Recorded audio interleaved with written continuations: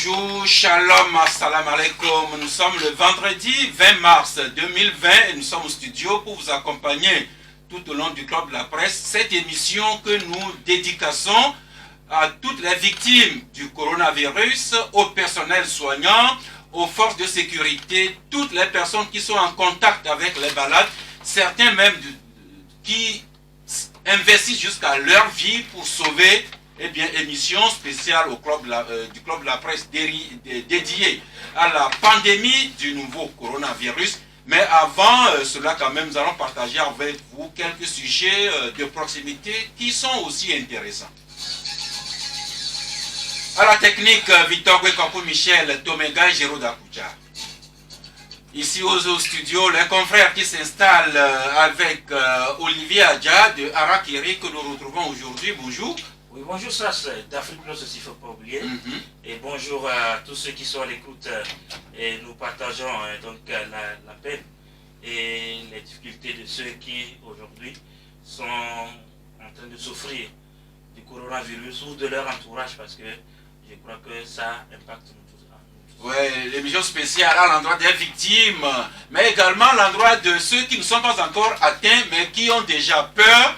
Parce que le confrère Togo Matin écrit ce matin, coronavirus, un problème de santé publique qui remet en cause jusqu'au fondement de la société humaine. Vous tous également qui êtes encore sains, SAINS, mais qui avez peur, nous vous dédions cette émission que nous animons également avec Ilom Atichogwe. Bonjour. Bonjour Sass et bonjour Canal FM et bonjour à toutes les auditrices et à tous les auditeurs. Merci. Émission également que nous animons à l'occasion du 3e anniversaire de la chaîne numérique Éco-Conscience TV. Et pour la circonstance, cette chaîne numérique parle aujourd'hui par deux voix. D'abord par sa présidente fondatrice, Roland Diantougou Azaka, bonjour. Bonjour. Également par la voix de Narges Amira Sediki, bonjour. Eh bien, Amira, qui est un peu stagiaire, pas un peu, qui est de formation spécialiste sur les médias alternatifs et la société civile. Amira, qui apporte son expertise à Éco-Conscience TV depuis quelques semaines. Vous en avez encore pour environ 3 mois chez Monsieur Togo. Je pense qu'on peut dire maintenant que c'est à durée indéterminée. On a commencé une très bonne collaboration avec Roland. On a pour objectif de continuer à travailler ensemble pour suivre nos travaux de réflexion sur le projet Éco-Conscience TV en tant que média en développement. Merci. Juste la pensée du jour. C'est un proverbe tibétain qui nous enseigne que la médecine qui guérit n'est pas toujours douce et les mots qui soignent ne sont pas toujours agréables. Encore une fois, les sages tibétains qui nous enseignent que la médecine qui guérit n'est pas toujours douce et les mots qui soignent ne sont pas toujours agréables. Eh bien, les 3 ans de Éco-Conscience TV, le confrère Le Canard Indépendant vous met en bonne place aujourd'hui. Le Canard Indépendant qui met à sa page 2, Éco-Conscience TV fête ses 3 ans. Eh bien, Diatoubé, si je vous demandais de résumer les 3 ans de Éco-Conscience TV en 3 phrases. En 3 phrases, c'est en 3 ans, une aventure palpitante et époustouflante qui a permis de s'imposer et de donner de l'innovation à la presse togolaise. Et je rappelle que Éco-Conscience TV, vous travaillez, vous nous éduquez à la prise de conscience écologique. Et en plus de l'environnement, vos autres thématiques, c'est... En dehors de l'environnement, nous travaillons sur le développement durable même, qui est dirigé par les 3 piliers, économie, et social et puis environnement.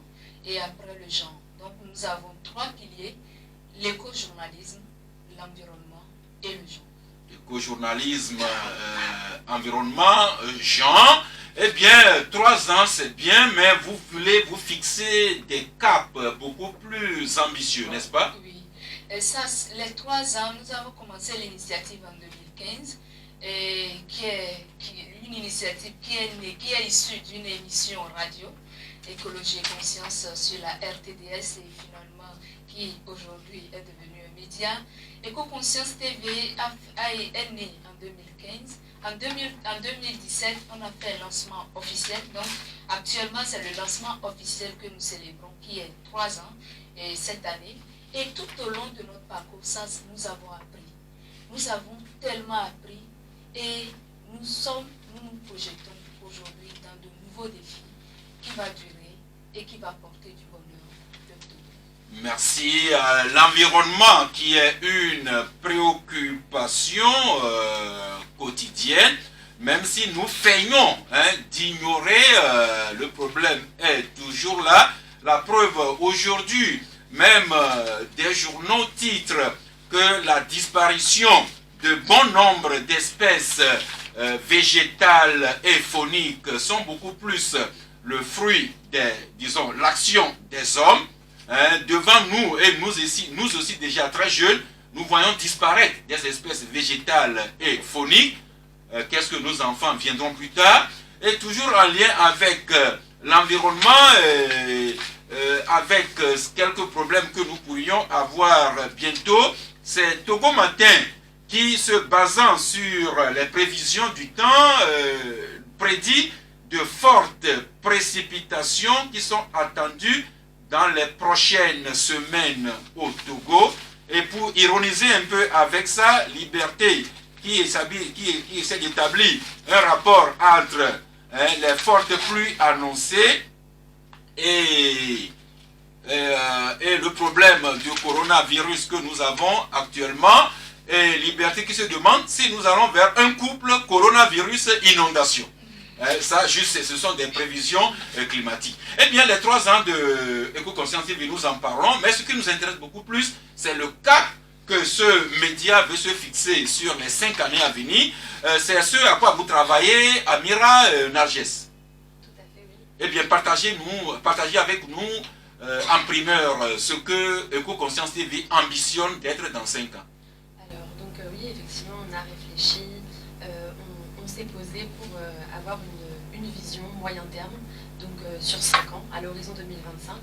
Comme le disait Djatoubé un peu plus tôt, c'est vrai que c'est un média qui a été lancé en 2017, mais c'est un projet qui a évolué pendant plus d'années, plus de temps que ça, donc pendant 5 ans. Donc la vision qu'on a, elle s'axe autour de trois niveaux. On pense d'abord à l'inclusion et le rayonnement. Donc à travers ça, on trouvera différentes formes de partenariats, l'inclusion de stagiaires et de volontaires, qu'ils soient togolais, ou africains ou internationaux.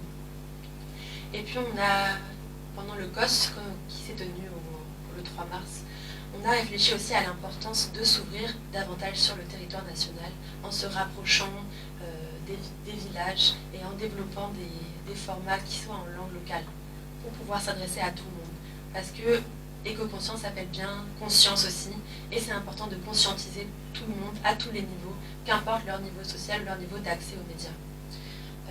On a un deuxième aspect qui est justement l'éveil de la conscience à proprement parler.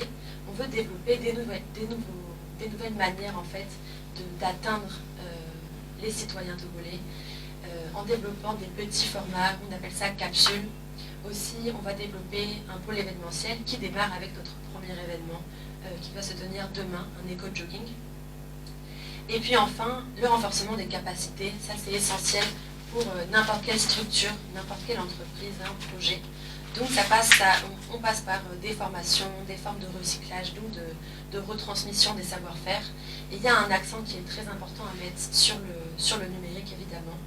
Et de manière transversale, pour que le projet puisse justement se projeter encore plus loin, on met au point des indicateurs précis, chiffrés, quantitatifs, pour pouvoir voir encore plus loin à l'horizon 2030, 2035 et ainsi de suite.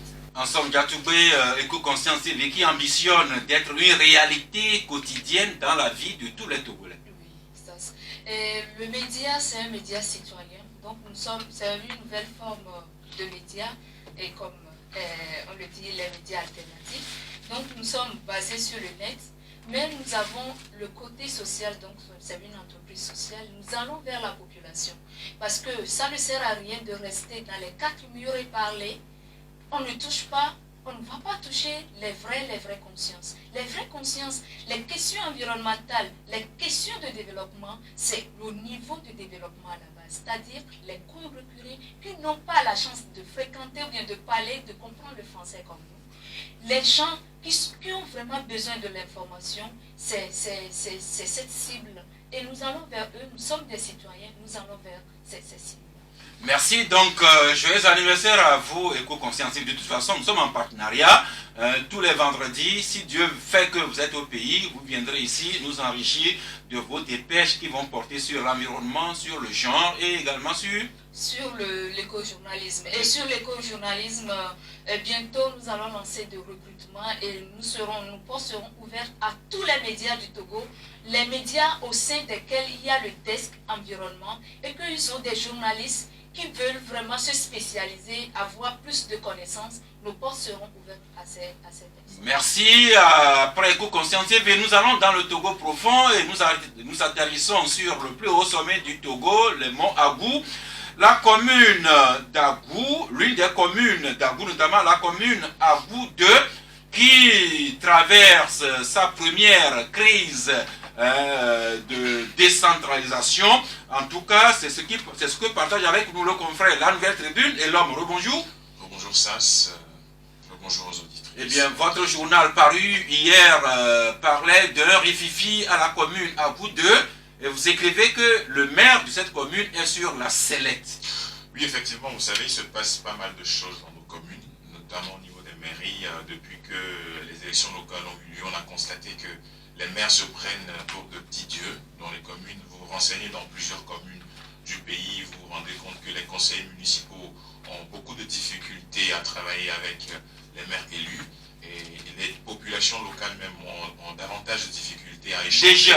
Déjà, alors qu'il y a à peine un an que ces maires sont élus. Effectivement. Et donc, qu'est-ce qui se passe aujourd'hui à Agou 2 reflète réellement la situation dans plusieurs communes du pays. Et qu'est-ce qui se passe? Il est reproché au maire, hein. Je précise que le maire d'Agou 2 s'appelle M. Sakpa et qui beaucoup plus milite au sein du parti au pouvoir. Et donc, même les conseillers municipaux du parti au pouvoir, de son propre parti, ses collègues du parti ont voté contre lui dans le cadre d'un vote de défiance qui a eu lieu mardi 17 mars. Il y a eu un vote de défiance à Agou 2 où il y a eu 8 voix, parce qu'il y a 11 conseillers municipaux dans cette commune-là. Il y a eu 8 voix pour la destitution du maire Sakpa et son adjoint. Et la lettre a atterri sur le bureau du ministre de l'administration territoriale, puisque c'est la procédure. Il faut que le ministre donne également son avis pour la destitution ou la démission du maire et son adjoint. Et donc, on reproche à ce maire plutôt de confondre la caisse de la mairie à sa propre caisse. À sa propre poche. À sa propre poche plutôt. Il prend des décisions unilatérales. Il convoque des sessions où les conseillers municipaux décident de quelque chose de façon unanime et à la dernière minute, ils se rendent compte que le maire en a fait à sa tête. Et donc, il y a pas mal de problèmes qui se posent dans cette commune-là, comme dans plusieurs autres communes, je le précise parce que ce n'est pas particulier à cette commune. Et donc, je pense que cette situation va quand même ouvrir un champ pour que véritablement tous les maires autocrates puissent véritablement rentrer dans les rangs. Merci Olivier Adja, sous réserve que vous preniez connaissance dans les colonnes dans la Nouvelle Tribune ou pas d'au-dessous de ce qui se passe dans cette commune d'Agou 2. Mais ce sujet nous intéresse parce que c'est la première crise assez ouverte qui est étalée sur la place publique alors que les nouveaux maires ont à peine un an d'âge. Oui, c'est la première crise, mais peut-être que c'est la seule crise qui est portée sur la place publique. Les crises qui sont gérées dans d'autres mairies qui sont peut-être pires que celles-là, donc puisqu'elles ne sont pas portées sur la place publique, on pense que tout va bien. Et je crois que ces maires-là, la plupart sont des novices, donc en matière de gestion de la chose publique, et ils apprennent, donc c'est maintenant qu'ils sont en train d'apprendre, et certainement que certains vont se prendre pour des, comme on le dit entre guillemets, des petits missionnaires. Et il y a aussi, aujourd'hui à Lomé, des grèves contre donc, le maire, ou bien du moins en tout cas le maire avocat, disons, entre guillemets, et par rapport le maire de la commune de Golfe 5, il y a des grèves contre lui et nous avons été contactés par des populations, nous sommes en train d'enquêter. Nous allons revenir avec les résultats de nos enquêtes et pour vous informer en détail. Déjà à peine un an qu'ils sont installés et il y a déjà de petits réfifis ici et là. Un autre journal, Togo Réveil, qui nous parle d'un autre maire qui apparemment n'a pas encore de ces problèmes-là. Germain Sohana Pouli Bjazma. À la FIA. Eh bien, Togo Réveil, votre journal, vous mettez à votre une le maire de la commune Golf 3 qui vient de conclure un partenariat avec le président de l'université de Lomé. Oui, tout à fait. Là, c'est le maire Kamal Adjaï de Golf 3, qui est un Togolais issu de la diaspora et qui a réussi à se faire élire à l'unanimité dans sa commune et qui apporte de réelles innovations. Alors, hier, donc, a été signé à l'université de Lomé un partenariat avec le président de cette université, le professeur Cocorico, et ce partenariat... Cocorico, pardon. Cocorico, faut pas dire Cocorico ici. On va laisser le poulet de côté. Le président de l'université de Lomé, le professeur Cocorico, et le partenariat d'une convention cadre qui permettra donc aux cadres et aux employés de la mairie de se faire former à l'université de Lomé donc, dans plusieurs domaines. Le premier domaine, c'est le domaine informatique, parce que le maire Kamal Adjaï et les autres conseillers de cette commune-là envisagent une digitalisation rapide donc, des services d'état civil. Et donc, pour ce faire, il faut que les collaborateurs soient outillés. Et donc, c'est sans ça le partenariat a été signé. Donc, il va se poursuivre aussi avec des cours aussi sur la décentralisation. Ces cours-là seront ouverts à tous les autres conseils municipaux parce que Olivier vient de le dire, la plupart des maires sont en apprentissage. Ça fait longtemps qu'il y a eu l'élection locale ici et donc ceux qui ont eu cette volonté-là de se porter pour diriger nos municipalités ne sont pas totalement outillés. Et donc il va s'ouvrir avec l'initiative du maire du Golfe 3, donc à l'université de Lomé, qui est du ressort territorial. Merci. De cette Donc, donc, trois maires mentionnés ici, le maire de la commune Abou 2 qui vient d'être destitué par une motion de défiance de ses collègues. Un autre maire qui se trouve dans l'heure du cyclone, c'est le maire de la commune Golfe 5 et Arakiri, Avipresse nous annonce qu'il mène des investigations sur la gestion dans cette commune. Et puis Togo Réveil qui nous parle de ce autre maire, Golfe 3, qui vient de conclure un partenariat avec l'université. Nous allons terminer ce chapitre avec cette information qui nous émane de la préfecture de Vaud. Les maires des communes Vaud 1, Vaud 2, Vaud 3, qui se sont réunis pour apprécier la situation de pandémie coronavirus. Eh bien, ces trois communes, Vaud 1, Vaud 2, Vaud 3, ont décidé de la suspension de l'animation des marchés de la préfecture. Les marchés qui relèvent de leur juridiction, notamment le grand marché de Vaughan-Béké, le marché de Béké qui ne va pas s'animer aujourd'hui. Ces maires veulent se conformer à la décision prise par le gouvernement d'éviter les regroupements de plus de 100 personnes. Autre mesure que ces trois maires ont prise, c'est de demander que les funérailles se déroulent dans l'intimité familiale et non plus dans les grandes foules. Également les célébrations d'anniversaire et tout ça. Également que les célébrations des cultes se passent au sein des églises et temples et mosquées, mais sans grande foule. Et ces maires également qui ont décidé la suspension de tout tournoi sportif qui pourrait drainer du grand monde. Autre information, nous allons revenir sur le coronavirus, mais également cette information qui a défrayé la chronique cette semaine et sur laquelle reviennent des journaux, c'est l'amélioration du climat d'affaires dans notre pays. La cellule chargée de ce projet travaille et a rencontré la presse en milieu de semaine. Et Olivier, votre journal Arakiri, vous revenez sur ce sujet-là et vous citez Madame Sandra Johnson, la ministre en charge de ce... ministre sans portefeuille, mais en charge du climat des affaires, qui nous dit que les performances enregistrées par le Togo dans le classement Doing Business ont généré des retombées positives pour notre pays. Oui, vous savez, le Doing Business, qui est un classement de la Banque mondiale, permet ou a permis au Togo d'être remarqué sur le plan mondial. Aujourd'hui, vous verrez qu'il y a des usines qui s'implantent partout pratiquement dans le pays. Il y a des usines de plastique, des usines dans toutes les préfectures. Et Madame Sandra estime que ce sont les retombées positives du classement, du meilleur classement que le Togo a occupé dans le dernier, et en tout cas dans le classement Business, je me répète, qui a été publié par la Banque mondiale. Il y a encore beaucoup d'autres retombées dont elle a parlé, mais surtout elle est aussi revenue sur les réformes qui sont en train d'être ou qui se poursuivent pour que le Togo, pour les classements à venir, puisse encore faire mieux. Et je crois que c'est quelque chose en tout cas qu'il faut saluer. Peut-être lui était les difficultés aujourd'hui liées au coronavirus. Le Togo est parti pour ressembler à des pays comme le Rwanda qui à chaque fois performent dans le domaine de l'économie et des affaires. Merci. Togo Matin, plutôt l'Union pour la Patrie qui revient aussi sur le sujet, qui met à sa manchette climat des affaires, plus rien n'arrête le Togo, les réformes économiques qui se poursuivent, et Togo Réveil également qui trouve que le Togo vient d'être premier pays destinataire de nouveaux projets selon le classement FDI, c'est ça? Oui, FDI, c'est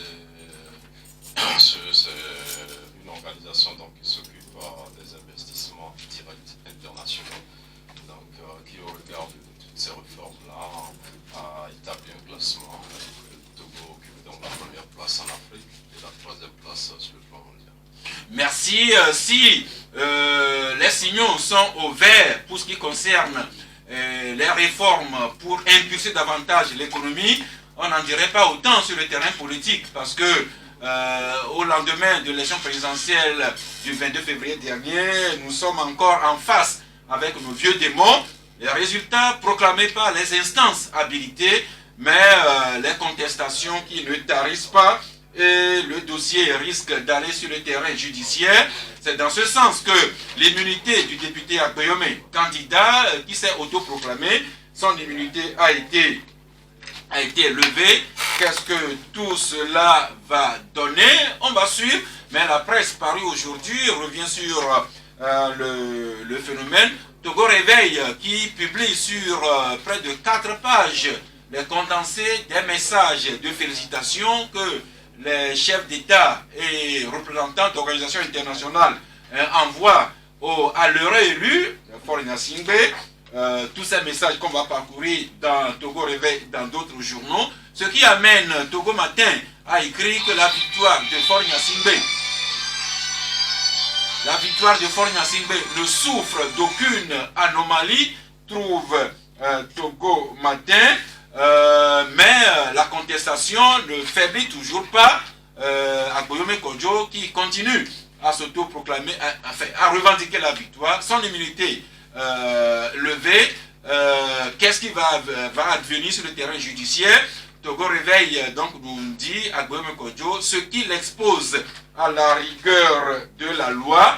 Et puis le Canard indépendant, lui, il nous trace une piste: litige électoral au Togo. Si on donnait une chance à la médiation de Monseigneur Bariga. Voilà, on a le résultat officiel et le satisfecit. On a la contestation et le risque que le dossier continue sur le terrain judiciaire. Mais comme nous sommes en Afrique, le vieil arbre à palabre, et là, Mati Chogwe, la loi d'un côté, la sagesse africaine, l'arbre à palabre de côté. Est-ce que Monseigneur Bariga ou n'importe quelle autorité morale pourrait être chargé de jouer la médiation? Bon, aujourd'hui, ce qu'on souhaite, c'est qu'il n'y ait pas de nouveau front de contestation suite à l'élection présidentielle de 2020. Vous savez, aujourd'hui, je pense qu'il y a beaucoup mieux à faire, parce que là, la situation est vraiment urgente. Il y a beaucoup de choses qui se passent sur d'autres plans. Et moi, personnellement, je n'ai pas trop envie afin de passer plus de minutes à commenter ce qu'on commente dans ce studio depuis plusieurs semaines, au risque de tourner en rond, de ne pas trouver véritablement une solution. Je pense que le débat aujourd'hui est ailleurs. Les résultats ont été donnés, la contestation continue du côté d'un camp. Bon, maintenant, je pense qu'aujourd'hui, les Togolais ont d'autres choses dans la tête et je crois véritablement qu'il va falloir qu'on puisse réfléchir à trouver une solution d'abord, ce qui nous préoccupe là maintenant, plutôt qu'à nous étaler sur des choses qui véritablement, moi, ne m'intéressent pas. Merci. Eh bien, laissons la loi d'un côté agir, mais également, pourquoi pas, la vieille sagesse togolaise africaine, le vivre ensemble, est-ce de bonne volonté institutionnelle ou morale ou auto-désignée pourrait nous aider à faire l'économie d'une certaine débauche d'énergie, énergie dont nous aurions besoin pour combattre le coronavirus. Pourquoi pas, justement, le coronavirus, nous y sommes. Et nous sommes heureux de nous voir enrichis par les auditeurs quand ils vont appeler sur le 22 21 33 74 ou bien le 22 20 19 68. Mais d'ici là, qu'est-ce que la presse nous dit? Togo Matin qui nous rappelle encore que ce coronavirus qui se révèle un problème de santé publique qui remet en cause les fondements même de la société humaine. Olivier Adja, les religieux ne sont pas à l'abri, le corps médical qui est vraiment en interface, je viens d'apprendre ce matin que le prince de Monaco est infecté, beaucoup de centaines de milliers de personnes infectées de par le monde, les chiffres des morts, ça fait froid dans le dos, et pour venir ici au Togo, nous prions d'être à l'abri, et depuis hier, la vérité froide nous rattrape, il y a 8 nouveaux cas confirmés de coronavirus. Oui, ça, vous savez, aujourd'hui, on a un monde qu'on appelle un monde globalisé. Et le monde est devenu depuis longtemps un petit village. Et lorsque un Chinois tous au niveau de Pékin, c'est nous qui sommes enrhumés à Lomé. Donc, ne croyons pas que ce qui se passe ailleurs ne nous concerne plus. On est devenu une même famille sur la planète Terre. Donc, quand la Chine avait des difficultés, il y en a des pays qui d'abord croyaient que ce n'est que d'autres ont dit c'est un virus chinois. C'est-à-dire, et Donald Trump appelle le virus chinois. Appelait. Bon, j'espère qu'il a arrêté. Donc, mais les États-Unis ont été aussi atteints, l'Europe a été atteinte et aujourd'hui l'Afrique est en train donc d'être contaminée. Donc il ne faut pas croire que c'est le malheur, ce n'est que ça ne concerne que les autres. Bon, maintenant, ceci étant dit, il faut parler du cas togolais parce que le gouvernement a pris la mesure, ou du moins très tôt, la mesure de la situation, a édicté des règles de comportement et c'est très bien, mais je crois que à l'évidence, il y a beaucoup de limites.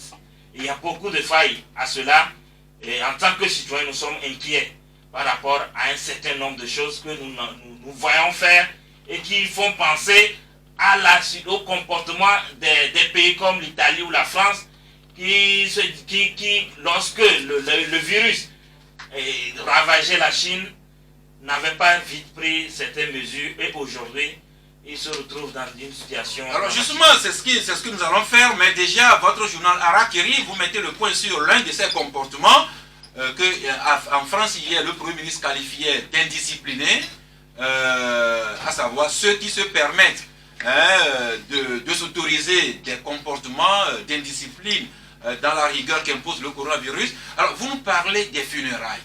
Même si vous citez Père et Vougan, il y en a chez vous également dans le Yoto. Et vous écrivez affaire de coronavirus et refus d'interdiction des funérailles à Bé et à Vaugan, à Yoto, à Kara, un peu partout. Alors vous demandez si le Togo a trouvé un vaccin qu'on ne veut pas nous dire. Oui, c'est-à-dire que c'est le style Harakiri, vous comprenez, mais au même moment, c'est une question qui est importante. C'est-à-dire que quand on voit comment les choses se passent, soit on a le vaccin ou on a les produits nécessaires pour pouvoir faire face à l'épidémie, lorsque ça va se déclencher, à la pandémie, lorsque ça va atteindre donc, un niveau donné dans notre pays, ou soit on est en train de nous amuser. On a pris seulement le cas des funérailles pour rire, parce que certaines communautés, quand vous allez dans leurs funérailles, on dirait c'est une fête, donc c'est le 1er janvier que les gens sont en train de célébrer. Et quand vous prenez les communautés, avec le respect que je leur dois, et c'est mes oncles d'ailleurs, mais vous allez... Là, vraiment... vous parlez de vos oncles à vos oncles. Oui, bien sûr. C'est-à-dire, vraiment, ils aiment, ils sont là. Et puis d'autres communautés. Mais aujourd'hui, le gouvernement a dit des rassemblements de plus de 100 personnes sont interdits, c'est tout. Alors, est-ce qu'il ne faut pas citer nommément comme d'autres pays l'ont fait, les débits de boissons, ou quand vous allez par exemple au Carrefour Y, dans les soirées, les gens sont là, dans les bars à décor, les gens sont là, ils boivent et ils s'amusent. Est-ce que les bus qui transportent nos concitoyens de Lomé à Saint-Cassé, etc., est-ce que ce ne sont pas des attroupements? Il y a plein de choses à dire et à redire sur le comportement que nous affichons, et on se dit que le mal est là dans notre pays, et une personne peut contaminer des milliers de personnes alors qu'elle n'a même pas encore développé la maladie. C'est là où c'est grave. Elle ne sait même pas quand elle est malade, mais elle peut contaminer des milliers de personnes. Le danger, justement, c'est qu'une seule personne peut contaminer plusieurs. C'est ce que d'ailleurs le ministre Moustapha Michiawa nous a dit hier, ministre de la Santé, qui a dit que les nouveaux cas, les 8 nouveaux cas avérés que nous avons dans nos pays, 5 ont été induits par le cas de la première dame infectée, la première personne infectée, elle-même qui est en train de guérir, mais sans le savoir et sans le voir, la dame a infecté 5 personnes dans son entourage. Et là, oui, c'est ce qui est inquiétant, c'est-à-dire la vitesse de propagation du virus aujourd'hui est inquiétante. Et là, vous constatez que les Togolais, même les citoyens, ont commencé à prendre des mesures eux-mêmes par rapport à la situation. Et moi, au niveau officiel, il y a beaucoup de choses qui m'inquiètent, parce que déjà, quand on prend la façon dont ça communique, on n'est pas en sécurité. Écoutez, depuis quelques jours, on a eu des rumeurs comme quoi il y a d'autres cas qui n'ont pas été confirmés. L'OMS a publié un rapport dans lequel elle a situé quand même pas mal de choses dans plusieurs pays, dans le Togo, et il a fallu quelques heures après que le gouvernement nous dise qu'il y a 8 nouveaux cas confirmés. C'était hier. C'était hier, oui, en soirée, et là où on est en train de parler, personne ne sait s'il y a d'autres cas, d'autres personnes qui sont infectées aussi, on ne le sait pas, et tout ça, ça inquiète, parce qu'aujourd'hui, quand ça ne communique pas bien et de façon transparente, il y a un souci. Et quand vous prenez aujourd'hui les canaux de sensibilisation, je constate juste que on a sollicité, c'est vrai que nous, les médias, nous mettons à disposition pour faire notre part, pour jouer notre partition dans cette pandémie, parce que je pense que le mal est beaucoup plus grand, et il va falloir que les médias aussi contribuent à la sensibilisation de façon citoyenne. C'est ce que nous sommes en train de faire. Mais on constate que quand vous allez à l'intérieur du pays et dans certaines contrées, le message ne passe pas du tout. Et ça, c'est grave, parce que quand vous prenez les panneaux même qui sont... je ne parle pas de la capitale, je vais laisser la capitale, parce que dans la capitale même, il n'y a rien du tout en termes de visuel, en termes de message principal. Quand vous allez à l'intérieur du pays, c'est encore plus grave, parce que les nombreux panneaux qu'il y a à l'intérieur du pays, on n'a pris aucune initiative pour pouvoir même afficher les visuels de sensibilisation par rapport à la pandémie. Et là, je pense que c'est extrêmement grave. Maintenant, sur le volet prise en charge des cas et des personnes infectées, quand vous faites une petite enquête dans les CHU aujourd'hui, vous constatez que les médecins se plaignent. C'est-à-dire que même les matériels de protection ne sont pas là. Vous constatez qu'on ne vous fait pas ce qu'on appelle une prise systématique de température. Et les gens vont et viennent, on ne sait pas qui est qui. Vous pouvez tousser n'importe où, n'importe comment. On ne vous prend pas systématiquement la température pour savoir si vous avez de la fièvre ou non. Et là, comme ça, toute personne est en sécurité finalement. Donc si nous-mêmes, nous sommes en train de prendre, nous prenons nos précautions, et que nous sommes obligés d'aller peut-être visiter un proche à l'hôpital, parce qu'on ne peut pas laisser nos proches ou nos parents aussi dans des circonstances difficiles dans les hôpitaux, et que nous nous rendons compte que si je vais là-bas, moi, je ne suis pas en sécurité parce qu'il n'y a pas de gants, il n'y a pas de gel hydroalcoolique, il n'y a pas de masque de protection, on ne me prend pas systématiquement la température, moi-même je suis exposé à la maladie. Et donc là, ça va créer une autre crise. Troisième point que je vais ajouter rapidement, ça concerne la commercialisation des équipements de protection. Le gel hydroalcoolique et puis les masques de protection, on constate une flambée de prix sur le marché depuis plusieurs semaines. Même dans les pharmacies, c'est ça. Même dans les pharmacies. Et les prix ont grimpé de plus de 300% sur le même produit. Le gel hydroalcoolique, vous prenez un gel hydroalcoolique qui se vendait peut-être à 1000 francs, les gens le vendent maintenant 3000. Pour les boîtes un peu plus grandes qu'on vend à 4000 francs dans les pharmacies, les pharmaciens le vendent maintenant à 8000, d'autres le vendent à 10 000. Et il est déconseillé ou bien ils ne vendent pas plus de 2 ou plus de 3 à la même personne. Et tout ça se passe dans un pays où le ministère du Commerce, qui est l'autorité chargée de réguler la concurrence, se tait. Et moi je ne comprends pas. Parce qu'on ne peut pas dire qu'il y a une pandémie, tout le monde court pour pouvoir se protéger. Et c'est le moment choisi par les commerçants pour faire de la surenchère, pour faire de l'inflation, alors que les gens veulent véritablement se protéger. Le casque aujourd'hui, on vous vend la boîte FFP2 parce que c'est des casques homologués avec différents numéros, différents types de casques. On vous vend la boîte FFP2 de 12 masques de protection à 20 000 francs CFA. Vous avez trouvé ça où? Et tout ça se passe et le ministère du Commerce n'en dit absolument rien. Et vous voulez que les Togolais fassent comment pour se protéger si déjà ils n'ont pas à leur disposition des masques de protection, des gels hydroalcooliques? Mais franchement, il y a beaucoup de choses à revoir sur le plan officiel. Oui, mais à ce niveau-là, un témoignage, ça fait depuis la semaine dernière. Nous cherchions à trouver du gel hydroalcoolique pour nous-mêmes et pour vous, nos invités. Nous parcourons toutes les pharmacies, nous n'en trouvons pas, nous ne parlons pas de casque. D'où encore une fois cet article de la Nouvelle Tribune qui s'en prend au silence coupable du ministère du Commerce. Pourquoi pas au ministère également de la Santé? Parce que nous appelons les populations à des comportements barrières et quand les gens nous écoutent et vont chercher le gel, ils vont chercher le casque, ils n'en trouvent pas. Alors, vous en trouvez à des prix extrêmement chers. Oui, mais c'est ce à quoi je voulais en venir. D'abord, le premier élément, c'est au niveau des hôpitaux. Je me suis amusé à aller au CH Campus et demander la structure où on teste, ou du moins de test de coronavirus. Et vous verrez d'abord, quand vous arrivez, il n'y a aucun signalement qui vous dit adressez-vous ou allez vers ici. Il n'y a aucune mesure, aucune équipe qui soit une équipe spéciale mise en place pour accueillir ceux qui veulent donc se faire tester. Ça, c'est le deuxième élément. Même ceux qui sont là-bas, quand vous leur posez la question, d'abord ils ne sont pas certains. Tenez-vous bien, ils ont les masques, mais ils ne les mettent pas. Vous parlez J'ai dit, je suis allé au hôpitaux Campus mercredi, et c'est ce que j'ai remarqué. Et j'ai demandé, et quand j'ai parlé de coronavirus, bon, tout le monde était braqué. Tout le monde avait peur. Et bon, on m'a... C'est vous qui étiez allé parler du coronavirus aujourd'hui? Non, j'ai demandé à ce qu'on me dise là où je peux m'adresser. Et voilà, dans tous les sens, on m'a fait promener dans tous les sens. Ceux-là même qui étaient là ne savaient pas. Là où on m'envoie à gauche, les gens de gauche m'envoient à droite, les gens de droite m'envoient devant. Et j'étais dépité. Et quand je suis revenu, c'est là que j'ai vu que mes premiers interlocuteurs avaient bien des masques, mais ils ne les avaient pas mis. Et ça, c'est d'abord l'indiscipline que nous devons donc condamner à quelque part. Maintenant, dans d'autres pays, quand il y a des pénuries, le gouvernement même fait des commandes. Il y a des pays qui ont envoyé des avions, passer des commandes dans des pays et envoyer les masques et les gels dans leur pays. Donc on se demande, bon, j'ai dit au départ que le gouvernement a pris des mesures qui sont à saluer. Mais je crois qu'il y a encore beaucoup à faire et on sent un certain laxisme, il faut le dire. Merci. Au niveau... Peut-être que ces manquements pourraient être corrigés si la promesse de notre ami Jack Ma se réalisait. Ce milliardaire chinois que nous avons accueilli il y a quelque temps et qui nous promet des équipements.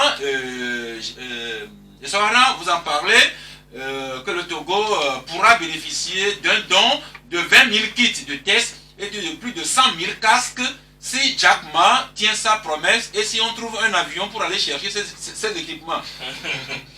Oui, tout à fait. Donc, je crois qu'il y a une certaine solidarité internationale qui existe, mais d'abord elle doit être nationale avant de compter sur Jack Ma.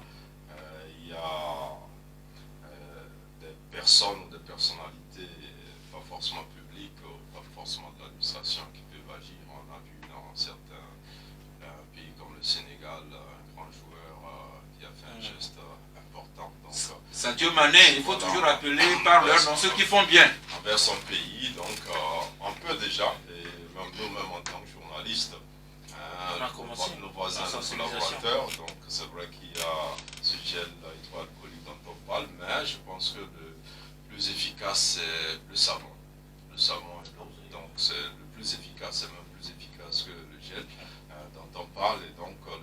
accessible, tout le monde peut le trouver, donc le réflexe c'est de se laver les mains tout le temps. Oui, à propos du savon justement, encore qu'il y ait de l'eau potable dans les services, dans les maisons, et maintenant s'il y a l'eau, qu'il y a le savon, comment est-ce qu'on se lave la main? Est-ce qu'on met l'eau dans un seau et qu'on passe au fur et à tour de rôle, chacun se lave les mains dans le seau dans lequel Olivier, vous-même, Soana, vous allez plonger vos mains, ou bien il y a également, pour question d'hygiène, il faut trouver la méthode appropriée de se laver les mains pour qu'on n'en arrive pas à se contaminer davantage. Oui, tout à fait, et donc, à part le savon, il y a aussi l'eau de javel qui est assez accessible, qu'il faut diluer donc à l'eau.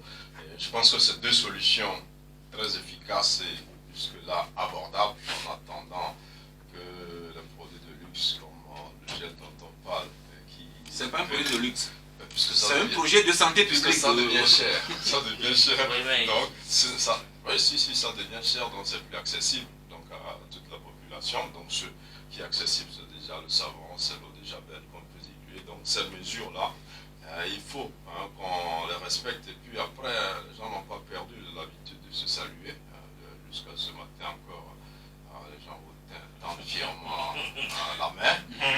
Et nous-mêmes qui en parlons, parfois on oublie, on a envie de saluer. Donc ces gestes-là, je crois qu'il faut qu'on les prenne beaucoup plus au sérieux. Parce que pour l'instant, on dit Wicca, mais on a comme l'impression que c'est encore lointain parce qu'on ne connaît pas ces personnes-là. Le jour où on commence à découvrir un voisin ou soi-même qui atteint, et là on se dit, ah c'était aussi sérieux. Donc le confrère Togo Matin dit le mal est là.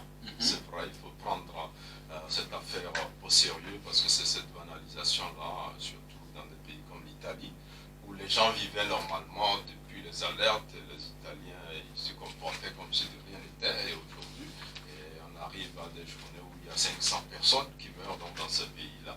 Et l'OMS a tiré la sonnette d'alarme, il le disait, nos hôpitaux ne sont pas du tout préparés pour faire face à ce genre de situation, donc il vaut mieux ne pas en arriver là et puis commencer par suivre strictement ces mesures. Merci. Le mal est là, comme l'écrit Togo Matin, le même Togo Matin qui nous écrit qu'on ne badine pas avec la santé. Mais revenons sur les chiffres communiqués par le ministre de la Santé hier. 5 personnes ont été infectées par le premier cas avéré, mais les 3 autres victimes, ce sont des expatriés venus de Chine, de France, d'Allemagne, et je crois d'Italie aussi, enfin, venus d'Europe.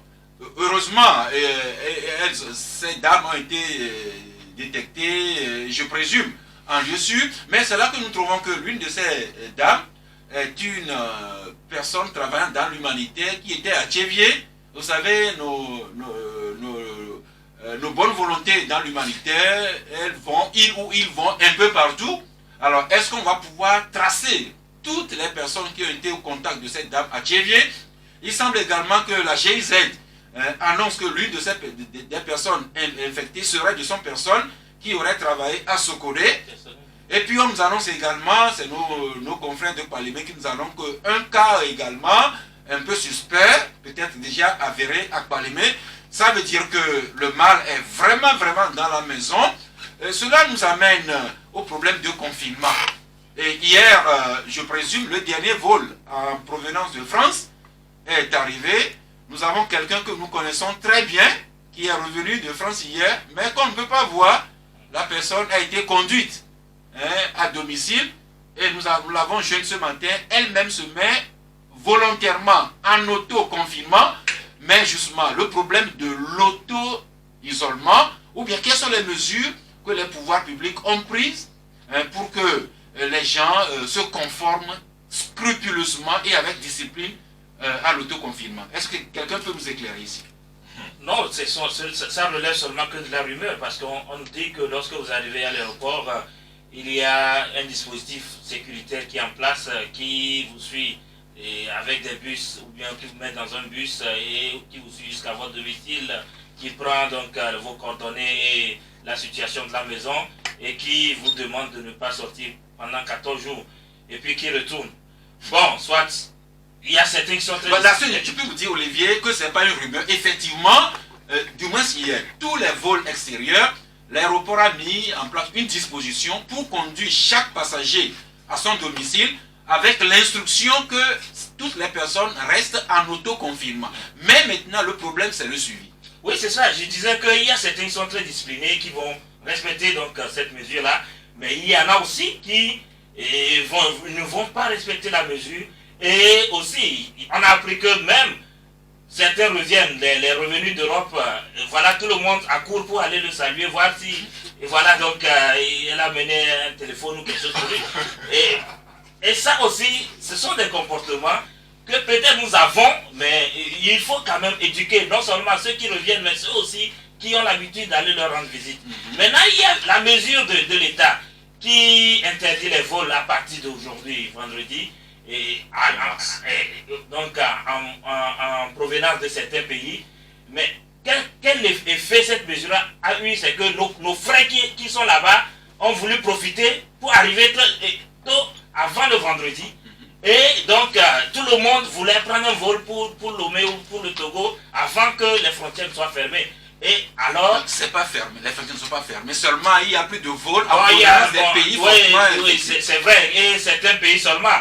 Je crois qu'il faut être un peu courageux et aller au-delà parce qu'il en va de la sécurité sanitaire de nous tous et fermer les frontières. Le cas du Niger est passé par le Lomé, on l'a appris, ou le Togo. Donc, et il est arrivé au Niger, on a constaté qu'il avait le coronavirus. Soit il l'a eu ici, soit il l'a amené, il a contaminé des gens dans notre pays. Mais il n'a pas fait ligne directe Lomé, mais il est passé par d'autres pays. Ah oui, c'est ce que j'ai dit. Qui sont infestés. Donc, je crois que ça serait dur. Hein. C'est un coup dur pour notre économie d'abord. Nos frères qui vont en Chine pour se ravitailler. Les gens l'économie va en partir vraiment sérieusement. Mais la santé, on a toujours dit que c'est la santé avant tout. Donc, le gouvernement doit être courageux et prendre certaines mesures parce que les écoles sont encore ouvertes. On a laissé la latitude à chaque congrégation religieuse de prendre des mesures. Certains prennent des mesures timides, d'autres, et voilà, donc interdisent les cultes.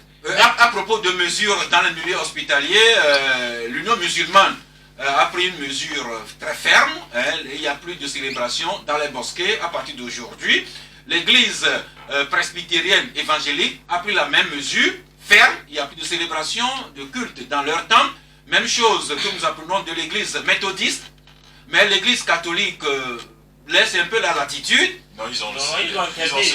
Tous les dimanches, il y a définitivement, non, ils ont interdit, enfin, ils ont suspendu les messes du dimanche, mais en semaine et autres activités, les évêques souhaitent que la population dans les églises ne dépasse pas 50 personnes. Alors que la contamination n'est pas nécessairement une affaire du nombre des personnes présentes dans les églises. Oui, bon, peut-être qu'il va falloir poser la question au président de la conférence des évêques du Togo, pourquoi une telle mesure a été prise. Mais toujours est-il que le fait de suspendre les cultes pour ce dimanche ou pour 2 dimanches ne va tuer personne. Et ça, c'est une évidence, parce que je crois que nous avons pour obligation tous de se soumettre, enfin de nous soumettre plutôt aux autorités ou à l'autorité de l'État, parce que c'est l'État qui décide de pouvoir interdire tout regroupement dépassant plus de 100 personnes. Au Congo, on a dit 20 personnes. Au Congo, l'État décide de suspendre tout regroupement à partir de 20 personnes. Et je crois que c'est pour nous protéger, pour protéger l'ensemble des populations, de nos fidèles, il serait souhaitable qu'il n'y ait pas trop de regroupements. Déjà dans les banques, vous voyez ce qui se passe. Dans les banques que vous avez dans la capitale, quand vous allez maintenant dans une banque, vous voyez, il y a de grands espaces entre les clients, et tant que vous atteignez 20, 25, on dit au reste des clients de rester dehors, en attendant que ceux qui sont dedans ne sortent. Et donc, je crois qu'il va falloir qu'on puisse renforcer ces mesures-là en interne, parce qu'on ne va pas tout attendre de l'État. Il faut que nous-mêmes, en tant que personnes citoyennes, nous contribuons véritablement à cela, parce que c'est de notre santé d'abord qu'il s'agit, et personne ne viendra demain accuser l'État qu'il a failli avant qu'il tombe malade. Donc je crois que la santé est d'abord personnelle, et il va falloir que nous puissions d'abord prendre nos dispositions. On ne badine pas avec la santé. Des initiatives accompagnent déjà les mesures annoncées par l'État, l'Église, enfin les congrégations religieuses, catholiques, méthodistes, évangéliques et musulmanes. Nous venons de vous partager avec vous cette initiative prise par les maires de la préfecture de Vaud, qui décident qu'il n'y a pas de marché Beke aujourd'hui.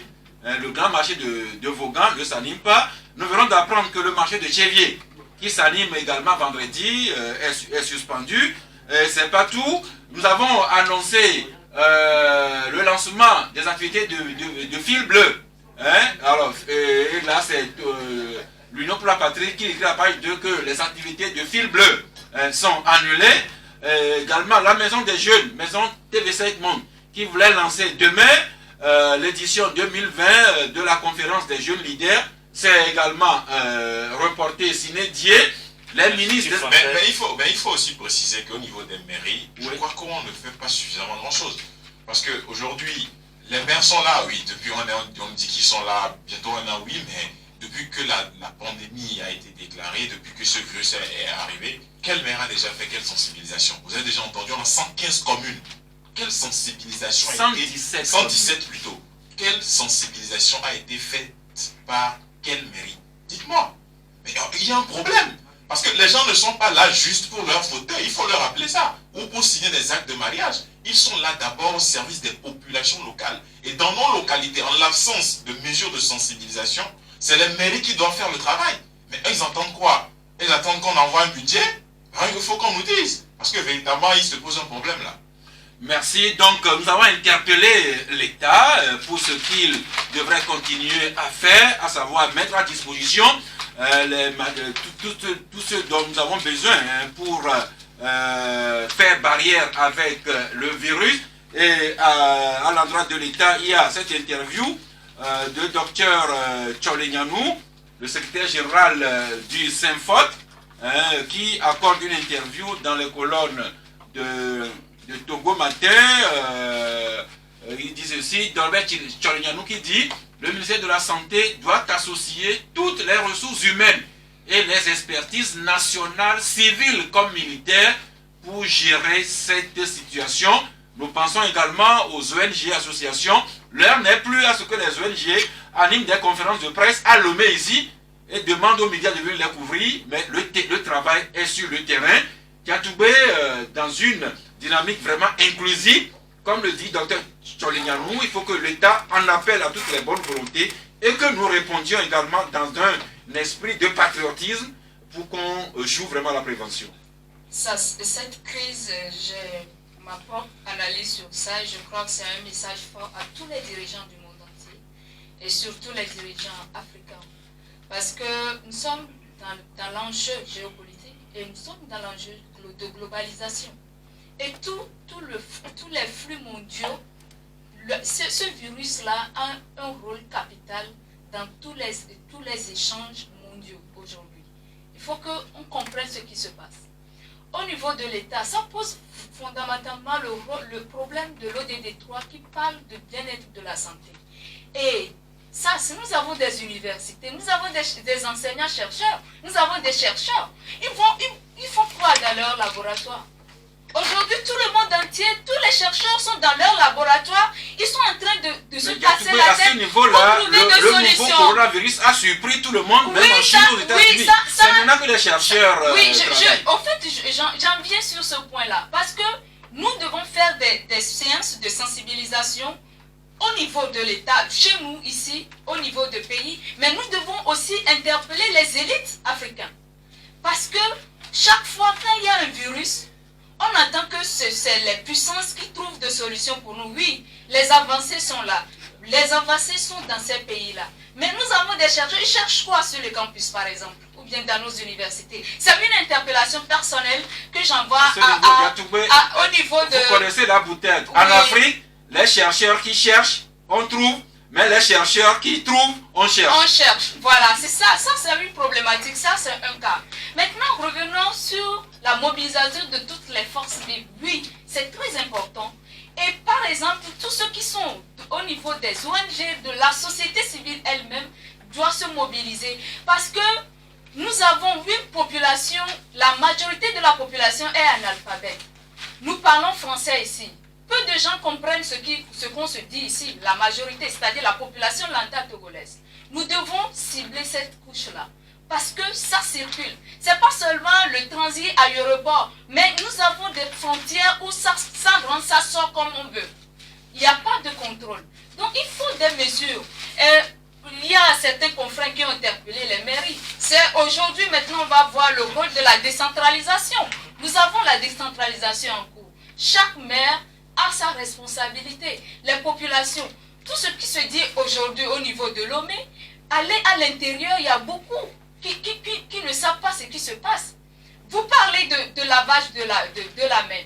Il y a dans certains coins, il n'y a même pas d'accès à l'eau. Les gens n'ont pas de l'eau même pour boire. C'est problématique. Pour se laver la main, c'est problématique. Donc c'est un gros challenge qui se pose aujourd'hui à tout le monde entier, à tous les pays, à tous les États. Et nous devons vraiment revoir notre manière de communiquer. En tant que, je reviens vers les journalistes. Nous sommes les journalistes, mais nous devons faire mieux notre communication. Tout le monde a sa part de responsabilité en tant que citoyen et nous devons prendre notre responsabilité. De l'autre côté, les fake news sur ce virus-là inondent la toile. Beaucoup. Il faut faire attention aussi aux fausses informations qui circulent et en tant que professionnels de médias, nous devons savoir aller dénicher les vraies informations et essayer de sauver la population. Merci, voilà le tour que nous pouvons faire à la lumière des titres de nos journaux. Dans 1-2 minutes, nous allons nous ouvrir sur les auditeurs. Germain Bouli, vous avez un complément de commentaire sur le coronavirus? Le coronavirus, donc, je pense que le mal est là, comme on le dit. Ce n'est pas une affaire du gouvernement, c'est une affaire de tout le monde. Dans certains pays, il y a l'armée, notamment en France, en Espagne, tout ça, il y a l'armée qui est déployée pour faire respecter les consignes. Je pense qu'on a des gendarmes et des policiers, mais s'ils sont en nombre suffisant, il va falloir aussi penser aussi à déployer l'armée. Parce que hier soir, après le couplage, jusqu'à 1h10 du matin, j'ai vu encore plein de personnes dans les bars et tout ça. Oui, mais ça, moi j'aimerais rebondir sur ce que mon confrère dit en disant d'abord on a vu que l'université, les amphis, parce qu'il y a certains auteurs qui nous écrivent, les amphis sont encore, ou bien l'université est encore ouverte, hein, et les gens, les étudiants vont à l'école, les élèves vont à l'école, et même ceux qui reviennent, on les met dans les bus. Ils ne sont pas deux, ils ne sont pas trois. Peut-être quelqu'un est sain, mais il a rencontré quelqu'un dans ce bus-là qui est contaminé depuis, et lui, il chope ça. Donc, tout ça là, et puis, on les envoie aussi dans leur famille, à la maison. Bien sûr, ils vont être confinés, mais peut-être que quelqu'un va vouloir embrasser son enfant ou serrer la main donc, à sa femme, je ne sais pas. Donc, je crois, moi, je préfère un gouvernement qui contrôle tout. En Chine, le gouvernement avait le lead. Le gouvernement édictait et les gens suivaient. Ici, tout le monde prend des décisions de gauche à droite. Je crois que le gouvernement doit prendre le lead et nous dire ce qu'il faut faire. Et tout le monde doit se conformer à ça pour que nous puissions savoir qu'on a une seule source d'information. On a une décision à respecter. Ça vient du gouvernement. On a vu l'État français a pris des décisions fortes et tous les États le prennent. Donc l'État togolais a pris des décisions. Mais je veux que nous puissions aller au-delà. Oui.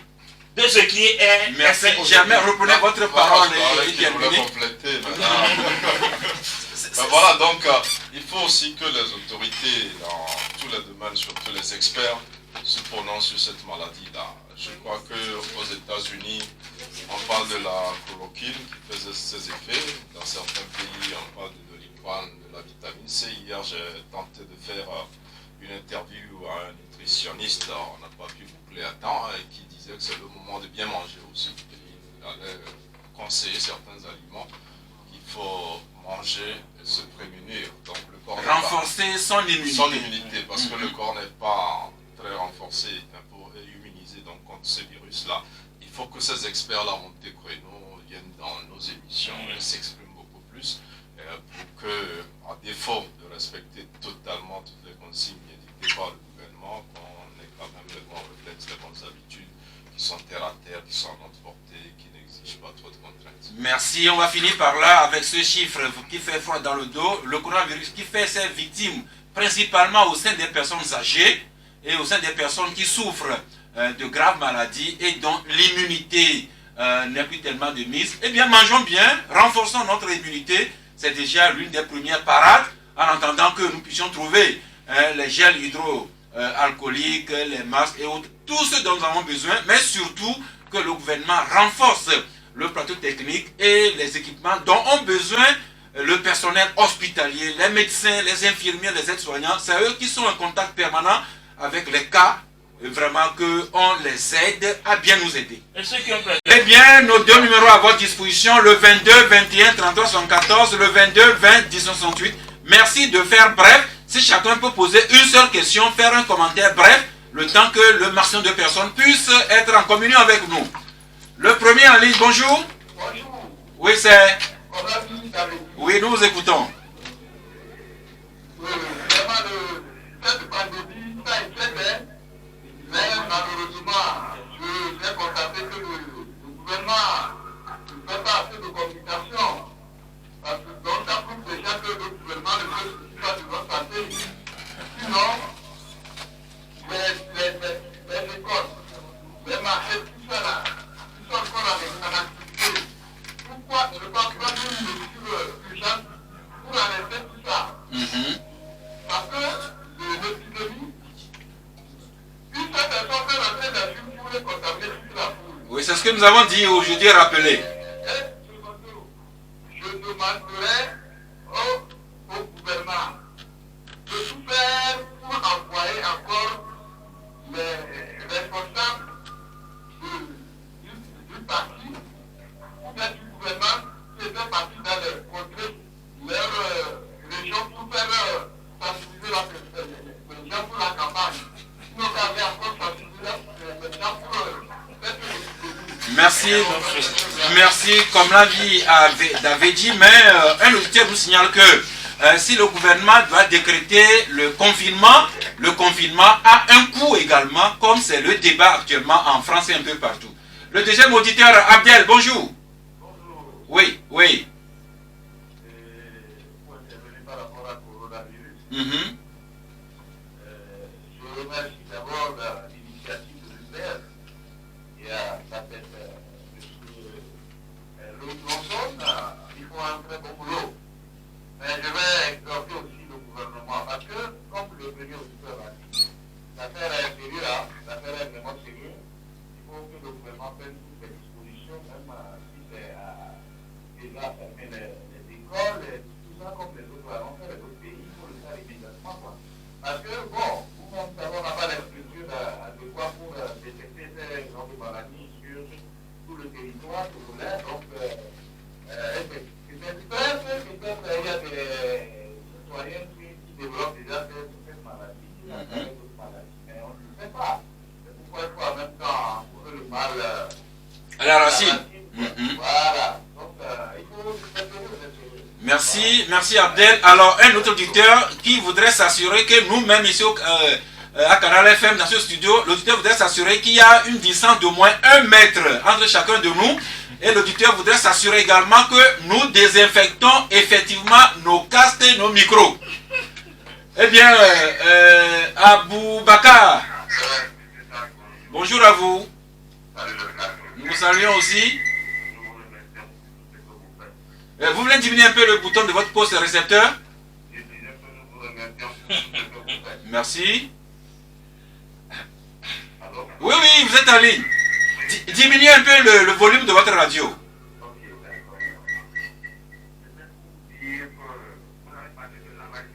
Oui. On n'a plus les produits, on a les pharmacies, c'est devenu un business. Mais nous allons prier, contribution que nous voulons apporter, c'était pour dire que votre collègue l'a dit. On essaie de mettre l'eau, c'est-à-dire le jamais dans l'eau. Et comme vous avez dit, la manière de la musique est le problème. Mais si nous mettons déjà le jamais dans l'eau, ça nous permet de laisser de l'abord de l'eau. Oui, mais avant de partir là au niveau de la peau. Merci. Et ça va permettre que les amas de l'aider et que je ne vois pas que ça pousse à l'État de fermer les frontières. C'est ça. Oui. Parce qu'un groupe d'État, on a un peu d'État, on a arrêté comme ça, et on continue. Les le temps que je disais, vous savez, nous fermons à toutes les frontières. Oui. Si nous les frontières, sinon ce qu'on a et puis maintenant, tu vois que... Merci. Seulement, je rappelle la réaction d'un précédent qui disait que certaines mesures courageuses du gouvernement ont un coût. Fermer les frontières, interdire tous les vols et décréter le confinement. Ça crée des coûts. Est-ce que l'État togolais a les mesures de subventionner ceux qui seront priés de rester à la maison? Nous allons revenir, mais déjà, l'ami Michel, depuis la rue de l'Ocam. Oui, bonjour, le plateau. Oui. Mon inquiétude porte aussi sur le coronavirus.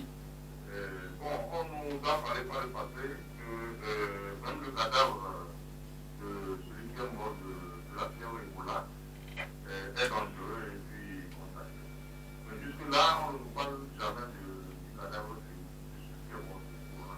Oh, parlons des vivants, s'il vous plaît, Michel. Parlons de la vie. Ceux qui vont au funérailles, ceux qui lavent les morts. C'est une étude de prévention. Oui. Le cadavre de celui qui meurt du coronavirus, est-ce qu'il est contagieux, il est dangereux aussi pour prendre en charge? Bon, si la personne de son vivant est dangereuse, vous imaginez si elle arrivait à mourir. C'est pourquoi, encore une fois, nous exhortons, si une famille est frappée par un deuil, si on ne peut pas garder le corps, quand même que les obsèques se déroulent dans la stricte intimité familiale pour ne pas exposer un grand nombre à ces occasions. Merci à vous, Ejatoufé. Vous avez parlé de coûts. Oui. Et la santé est tellement centrale dans toutes les décisions au niveau de l'État. Et vous ne pouvez pas, la preuve, quand vous prenez la France, ils ont décrété l'état de confinement, mais il y a des mesures qui accompagnent, au moins le minimum pour accompagner les gens. Oui, la France a avancé jusqu'à 300 milliards d'euros. 300 milliards d'euros. Et puis, n'oubliez pas, nos États africains n'ont pas le même niveau que les pays développés. Et puis, il y a des coûts. Nous sommes surpris par ce qui arrive. Et nous devons faire ce que nous pouvons faire, le minimum. Et ça passe par nous-mêmes en tant que citoyens d'abord. Merci. La santé, ça passe par nous-mêmes d'abord. Merci. Monsieur Maglo, en ligne, bonjour. Bonjour. Oui. Bonjour à tout le panel. Vous me surprenez lorsque vous dites que le gouvernement ne communique pas. Le gouvernement communique beaucoup. Le gouvernement prend des décisions. Ce qu'il ne fait pas, comme d'habitude, c'est que ces décisions ne sont jamais mises en application. Votre collègue l'a dit tout à l'heure, lorsqu'il s'est rendu au CHU de campus, et il n'a pas trouvé d'interlocuteur. Il pose la question, le regarde comme s'il est tombé du ciel. C'est l'habitude, c'est ce qui est au contact même dans l'administration. Lorsque vous allez à une direction des finances, par exemple, vous demandez la prévision du budget, celui qui est là-bas, il ne sait pas où ça se trouve. Il ne se renseigne pas. C'est le mal à l'aéroport. Vous demandez certains services où ça se trouve, l'argent qui est là-bas, il ne sait pas. Donc, insister plutôt sur la fiabilité des décisions. Il faut que l'État qui prend une décision, que cette décision soit exécutée. C'est ça l'essentiel. Merci. Ça m'étonne que vous dites qu'ils ne sont pas informés. On est informés, on dit qu'il y a telle maladie, il y a tel nombre de décès, sur le courant. Mais est-ce que réellement, les décisions qui ont été prises à ce niveau-là, est-ce qu'on les exécute? Merci. La question de M. Maglo s'adresse à nous tous, citoyennes et citoyens. Nous passons à Didier Gomé avec l'ami Kofi. Bonjour. Oui. Vous parlez directement dans votre microphone.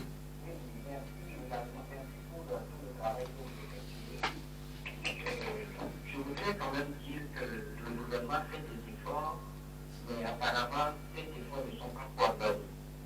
C'est-à-dire que si aujourd'hui les marchés ne s'animent pas à Vaughan, à Béquet, et puis à Thiélier, mais plutôt qu'à l'autre des marchés s'animent, il y a une municipalité, il y a un problème. Alors, ma question, on nous a dit la dernière fois que la Banque mondiale était prête à apporter un soutien financier aux pays africains. Qu'en est-il aujourd'hui? Parce que, comme le revenait tout à l'heure, certains de vos confrères, le confinement a un coût. Nous nous approchons dangereusement de la période des pluies et il faut que les mesures de confinement que nous adoptons, du moins dans les 2 3 semaines qui viennent, que ces mesures-là puissent être correctement appliquées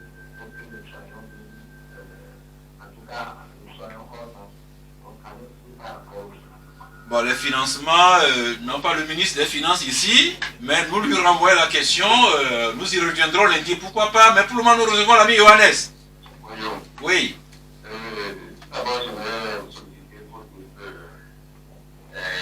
les initiatives que vous recevez, je pense que la matérialité a tout le monde. Parce que je pense que c'est le début et ça va continuer parce qu'il y a des informations, des précautions. Restez stable, il y a beaucoup de crachotements dans votre... Mettez-vous à l'abri s'il vous plaît.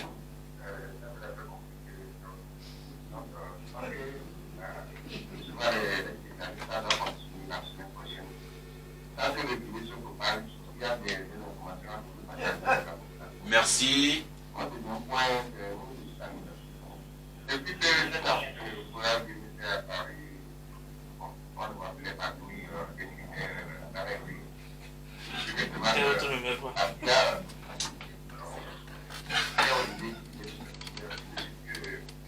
falloir mettre en compétition les militaires qui a été des incidents. Bien évidemment, les militaires ne font que des patrouilles à venir en voiture. Merci. C'est vraiment le Togo. Hier, on se plaignait que les militaires étaient trop présents. Maintenant, on les réclame. Eh bien, le ministre de la Défense appréciera. L'ami Bozambo, bonjour. Oui. Oui, vous êtes en ligne, vous êtes en ligne.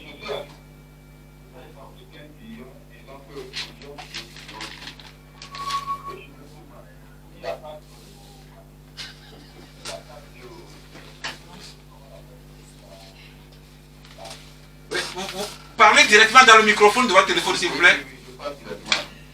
Il y a des dieux partout.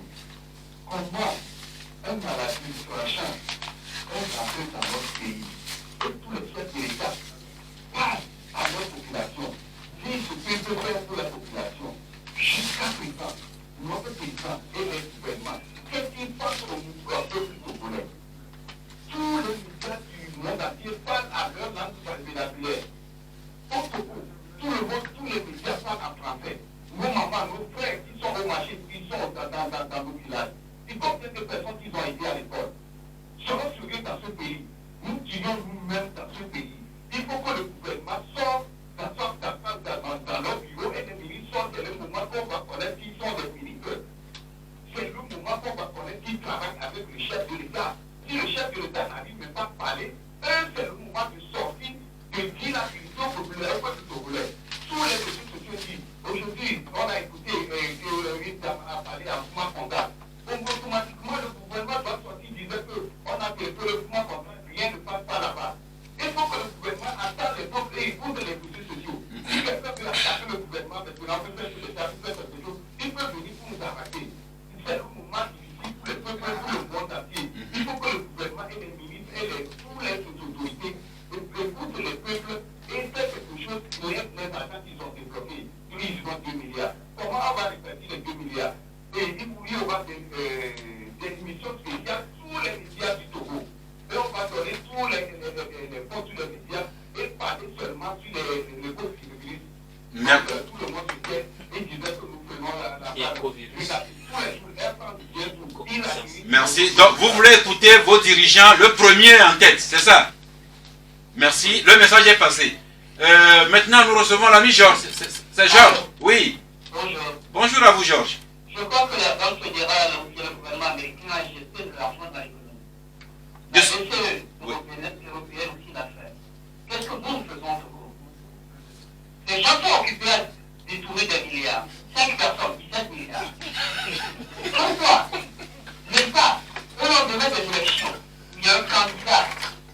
Tout le monde a reçu des messages. Va voter, va voter, va voter. C'est le moment de faire ce genre de choses. Gouverner, c'est prévoir. Prévoir, c'est économiser de l'argent. On dit qu'on ne peut pas voir les gens à 50. Les écoles sont toujours ouvertes. L'université est ouverte. Et qu'est-ce qu'on fait au juste? Ça. Qu'est-ce qu'on fait au juste dans ce pays? L'information doit passer par vous, par nos téléphones, partout. Mais ça ne se fait pas. Il faut que les gens se réveillent. Ce virus est dangereux. se passe dans les pays développés. Ça arrive ici. Qu'est-ce que ça va donner? Merci à vous, Georges. Bon week-end à vous. Nous terminons avec Rodrigue. Oui, Rodrigue. Bonjour à vous. Ah, comme vous nous écoutez. Je vais juste enregistrer tout ce que les présidents ont dit. Sincèrement, le gouvernement est vraiment interpellé à se mettre sur le terrain. Ce n'est pas une affaire de bureau, ce n'est pas une affaire de travail. Ils sont partis dans les villages les plus montrés, les plus reculés, aller faire les campagnes, à inviter la population à leur côté. C'est maintenant qu'il faut maintenant qu'ils fassent et pour démontrer à cette population qu'ils sont vraiment derrière eux. 2 milliards. Et je voudrais attirer l'attention ici parce que nous sommes au groupe de connaître combien de fois. Il y a 2 milliards dans les gens, déjà fait des comptes, des calculs, pour essayer d'ouvrir leur poche. Que le gouvernement essaie de nous garder très dedans. Coronavirus, mes amis, on attend, mais c'est vraiment dangereux. C'est une maladie vraiment très dangereuse. Et il faudrait que le gouvernement mette, comment on l'appelle, tous les médias. Tous les médias, même s'il faut financer, il faut financer. C'est ce qu'il faut voir vraiment les médias. Ils vont gouvernement dans les problèmes les plus régulés. C'est pas le monsieur, mais les alentours de l'OME, s'il vous plaît. Monsieur le président de la République, vous avez sollicité le suffrage du peuple congolais, on vous a réélu avec 10%, mais voilà, il faut maintenant le démontrer. Et laisser cette vie-là à côté, et qu'on fait leur poste, encore faire, et encore de faire des calculs de milliards. Pardon. Merci à vous, Rodrigue. Merci à toutes ces personnes qui ont été en ligne. Mais malheureusement, encore une fois, nous n'avons pas de femmes aujourd'hui, alors que nous voulons vraiment un monde, une émission véritablement inclusive. Mais comme les femmes n'ont pas appelé, Roland, vous avez écouté les auditeurs. Pour l'essentiel, comme le disait tantôt Olivier, les Togolais veulent sentir qu'ils sont couverts par un État fort, un État qui leur parle, un État qui montre la voie à suivre. Tout à fait. Et j'ai suivi avec attention et le message est passé. Beaucoup attendent de l'État et surtout de notre première personne, et notre chef de l'État. Et je dis que l'État, c'est l'État. L'État a le pouvoir. Et nous avons besoin de la protection de la première personne parce qu'il est notre première personne. Et comme beaucoup de confrères l'ont dit, les auditeurs aussi l'ont dit, oui, c'est un virus qui nous a surpris. Et il y a beaucoup de calculs à faire, je rappelle encore. Il y a beaucoup de calculs à faire et c'est un coup, ce virus qui est en train d'arriver. Mais qui est déjà là? Qui est là, qui se propage. Quelqu'un l'a dit, si ce qui se passe en Europe, si on a plusieurs cas comme ça dans nos pays africains, c'est là même l'inquiétude. Comment on va faire? J'ai même pensé particulièrement à tous les agents de la santé, parce qu'eux, ils sont en contact permanent des patients. Donc, il faut renforcer de ce côté-là. Ça, la santé est au centre de tout. Aujourd'hui, dans tous les enjeux, et chaque État doit passer par. Merci. La santé n'a pas de prix.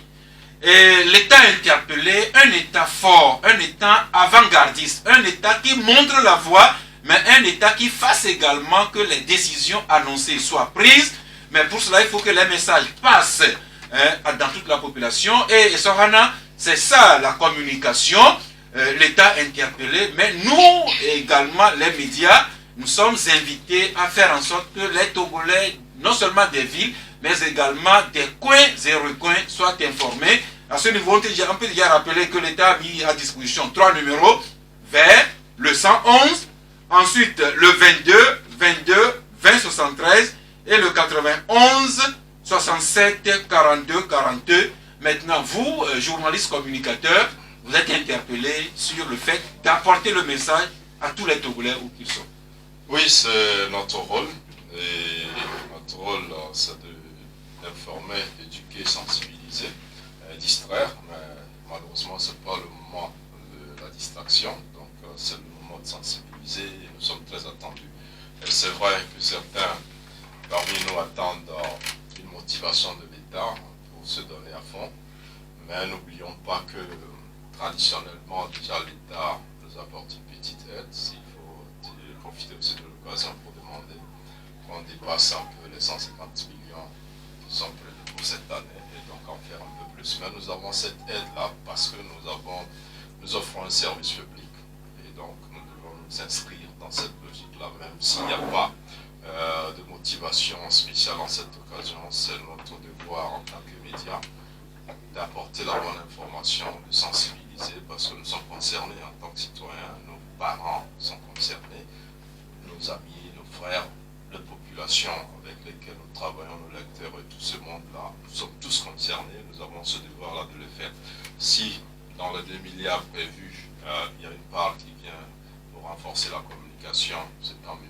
Si ce n'est pas le cas, il faut quand même s'investir. Et puis, les auditeurs le soulevaient tout à l'heure, il faut de la sensibilisation dans les langues locales. Et je pense que les radios communautaires, elles doivent être mises à contribution, mais aussi les ONG.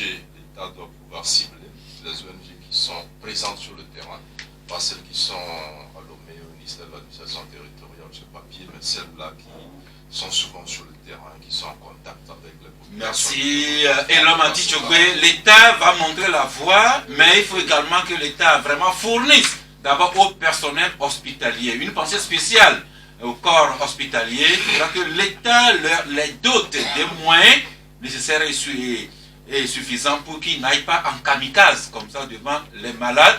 Et puis s'il en est ainsi, on aura ceux dont nous avons besoin pour le comportement barrière. Et maintenant, il faut que nous-mêmes, nous autodisciplinions. Oui, c'est le plus important parce que, comme je l'ai dit tantôt, notre santé dépend d'abord de nous. Une pensée, comme vous l'avez dit, particulière à l'endroit du personnel hospitalier. Il va falloir qu'au niveau de l'État, on puisse prendre véritablement des dispositions pour ce personnel soignant parce qu'ils sont aujourd'hui à la merci de cette maladie. Pas de prise de température, pas de gants, pas de gel hydroalcoolique. Sincèrement, il faut qu'on fasse un peu plus d'efforts en ce qui concerne le renforcement de nos infrastructures sanitaires, de nos capacités d'accueil. Merci. Un auditeur qui craint déjà une famine à l'horizon après le coronavirus, mais Dieu nous en préservera. Mais Olivier Adja, tout n'est pas que apocalypse. Il faut quand même qu'on termine cette émission sur une bonne humeur. Alors, vous allez servir de guide à Rakiri qui va nous promener à Lomé ici et vous allez nous indiquer le top 5 des quartiers de Lomé où les filles font peur aux hommes. Oui. Il y a eu un classement comme ça ou... Classement à Rakiri. À Rakiri, hein? Non, pas forcément. Nous avons pris l'article d'Anisha, c'est un magazine togolais, et qui a fait un classement donc, des quartiers où vraiment, par leur comportement, les filles font peur aux hommes togolais. Okay. Quartier numéro 1. Non, je ne vais pas citer, il faut peut-être votre quartier est concerné, on ne sait jamais. Donc cherchez à Rakiri et voyez dans les quartiers où les filles font donc peur aux hommes togolais. Et même, ça se permet moi quand même de finir sur le coronavirus en disant que non, mais je crois que pour la sensibilisation, le gouvernement fait déjà assez.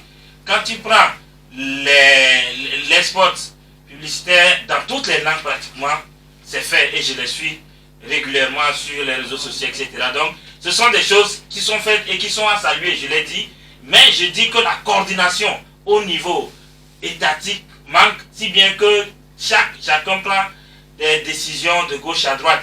Et je vais aussi passer certaines critiques que nous avons dit, donc voilà, c'est quand déjà, c'est un risque, oui. Même quand on est à deux, on n'est pas sûr que celui qui est en face de vous n'est pas infesté. Donc même à deux, c'est un risque. Même à un. Même, bon, la dame là la seule dame qui a infecté 5 personnes. Oui, vous vous infestez vous. Merci. La technique qui nous signale que notre temps est expiré. Très rapidement, vos cartons de fin d'émission. Amira, vous préparez un carton pour quelque chose qui vous a marqué cette semaine. Ça peut être carton vert pour encourager, carton jaune pour mettre en garde et carton rouge pour punir. Olivier Adja, vous avez le micro, vous le gardez. Auquel carton il faut choisir bon, un carton vert pour tous les Togolais, ou du moins pour toute l'humanité, ceux qui sont devant cette situation. Vraiment carton vert à tous. Merci. L'homme anti-Tchougbé. Ça va passer. Moi, je n'ai pas de carton. Vigilance, prudence et restons en prière. vigilance, prudence, et comme nous sommes des champions en foi, nous restons en prière. Germain Sohanapouli. Moi, c'est un carton rouge pour nous tous, hein, Ah bon? qui n'avons pas encore changé de comportement. À commencer par vous-même.